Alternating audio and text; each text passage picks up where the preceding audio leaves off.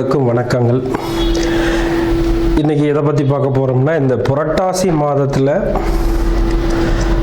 நம்ம 12 ராசிக்கு உரிய என்னென்ன அமைப்பு இருக்குது, எப்படி இருக்குது, இந்த மாதத்தில் இந்த 2025 எந்தெந்த அமைப்புகள்லாம் வர இருக்குது அப்படிங்கிறத பற்றி பார்க்கலாம்.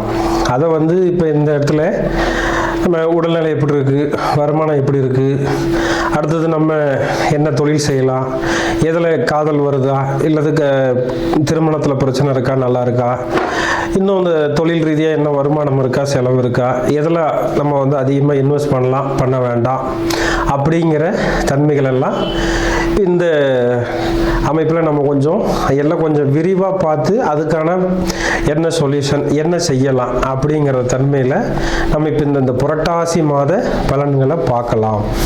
அதில் இப்போ ஒவ்வொரு கணக்குலேயும் ஒவ்வொரு சூழல்கள் வரும். ஒவ்வொரு ராசிக்கு இந்த மாதிரி செய்யலாம், செய்யக்கூடாது அப்படிங்கிற ஒரு சூழல்லாம் இருக்கும்.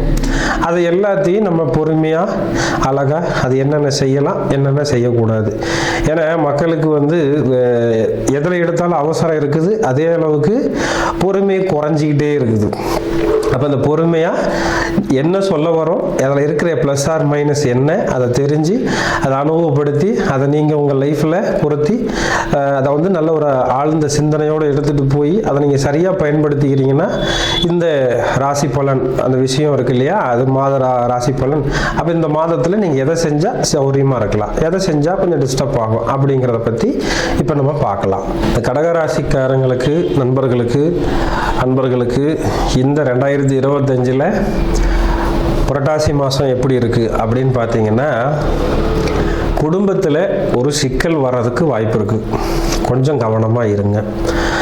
வருமானத்தில் ஒரு சிக்கல் வர்றதுக்கு ஒரு காரணம் இருக்குது. கொஞ்சம் கவனமாக இருங்க. யாருக்கிட்டேயும் போய் நேரடியாக வாக்கு கொடுக்காதீங்க. வாக்கு கொடுத்தீங்கன்னா தப்பாக போகிறதுக்கு ஒரு வாய்ப்பு இருக்குது.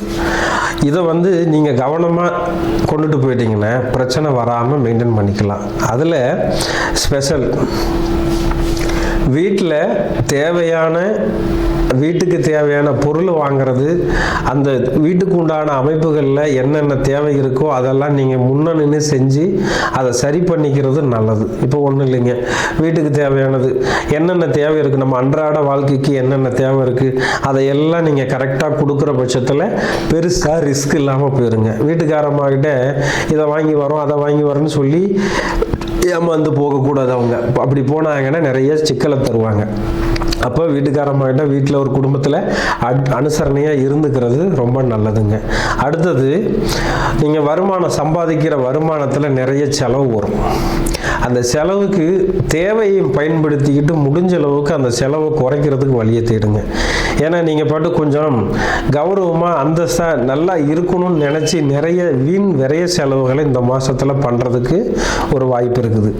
அதே மாதிரி புதன் 2ல் இருக்கிறாரு. அதாவது 2ஆம் பாவத்துக்கு 2ல் அப்படி வந்துட்டாருனாவே 3ன்னு கணக்கு உங்களுக்கு ராசிக்கு. அப்போ நிறைய செலவுகளை கணக்கு இல்லாமல் பண்ண போகிறீங்க அப்படின்னு ஒரு சூழல் வந்துடும். அப்போ அதெல்லாம் கொஞ்சம் கவனமாக சரி பண்ணி அடுத்தடுத்து நல்ல சூழலுக்கு கொண்டு போகிறப்ப அதை நீங்கள் முயற்சியில் தான் கொண்டு போக முடியும். ஏன்னா 3ஆம் இடங்கிறது முயற்சி. அது நீங்கள் முயற்சி பண்ணாமல் பேசி புரோஜனமே இல்லைங்க. அது கொஞ்சம் கவனத்தை சிதற வைக்காமல் நீங்கள் அதை பார்த்துக்கணும். அடுத்தது, யாருக்கும் எதுக்காகவோ ஜாமீன் கையெழுத்து போடக்கூடாது. இந்த மாதத்தில் போய் யாருக்காவது கையெழுத்து போட்டு ஒரு ஜாமீன் போடுறேன் அப்படின்னு போட்டிங்கன்னா இந்த மாதம் போடக்கூடிய அந்த விஷயம் உங்கள் லைஃப் ஃபுல்லாக நீங்கள் தான் கடன் கட்டுற மாதிரி வரும். அதை நீங்கள் கொஞ்சம் கவனமாக பார்த்துக்குங்க. ஏன்னா அந்த இடத்துல சூழல் தப்பாக போயிடும். அடுத்ததான் பார்த்தீங்கன்னா, யாருக்கிட்டையும் எதுக்காகவும் கடன் வாங்கக்கூடாது. இந்த மாதம் கடன் வாங்குறீங்க அப்படின்னு சொன்னாக்கா அது டபுளிங் ஆகிட்டே தான் இருக்கும். ஏன்னா வட்டி போட்டுக்கிட்டு குட்டி போட்டுக்கிட்டு அது பாட்டு போயிட்டே தான் இருக்கும். ஏன்னா இந்த கடகத்துக்கு இந்த மாதம் கடன் வாங்கக்கூடிய தன்மை இல்லை. அப்படி இருந்தாலும் அதை நீங்கள் ரொம்ப கவனமாக குறைவானதாக வாங்கி அதை சீக்கிரம் உங்களுக்கு அடைக்க முடியுமாங்கிற அளவுக்கு தேடி பிடிச்சி கொடுத்துட்டிங்கன்னா சௌரியமாக வருங்க. இல்லைன்னா தப்பாக போயிடும். இன்னொன்று, இது மனைவிக்கு சில நேரத்தில் உடல் தொந்தரவு கொடுக்கறதுக்கு ஒரு வாய்ப்பு இருக்குது. ஏன்னா 2ஆம் இடங்கிறது அந்த சூழலில் வர்றது ஒரு கொஞ்சம் குடும்பத்தில் இருக்கிற தொல்லைகளை பார்க்குறதுக்கு இருக்குது. அதில் மனைவிக்கு கொஞ்சம் செலவு பண்ணுறதுக்கு இருக்குது. அப்பயும் அதுலேயும் கொஞ்சம் கவனமாக பார்த்துக்குங்க. குழந்தைங்களுக்கு கொஞ்சம் ஸ்கூல் போகிறது வர்றது, ஃபீஸ் கட்டுறது, போகிறது வர்றதில் கொஞ்சம் சிக்கல் அதிகமாக இருக்கும். அதையும் கொஞ்சம் கவனமாக பார்த்துக்குங்க.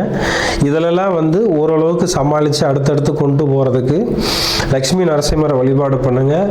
அது ரொம்ப சௌகரியமாக கொண்டு நம்மளை சௌகரியப்படுத்தி வைக்குங்க. அடுத்தது, வருமானம் போக்குவரத்தில் இருந்தாலும் சில நேரத்தில் இவங்களுக்கு இப்போ சேவ் பண்ண சிந்தனை வராது. முடிஞ்ச அளவுக்கு சேவ் பண்ணிக்கிட்டிங்கன்னா வருமானத்தில் குறையில்லாமல் வரும். ஏன்னா அந்த ஒரு அமைப்பு இங்கே இருக்குது. சேவ் பண்ணனால கிடைக்குமா அப்படின்னா, சேவ்னா சேமிப்பில் நம்ம முக சவரம் பண்ணிக்கிறது, இதை பண்ணிக்கிறதும் ஒரு யோகத்தை தரும் அப்படின்னு இருக்குங்க. அதனால் அந்த அமைப்பை உருவாக்கிக்கலாம்.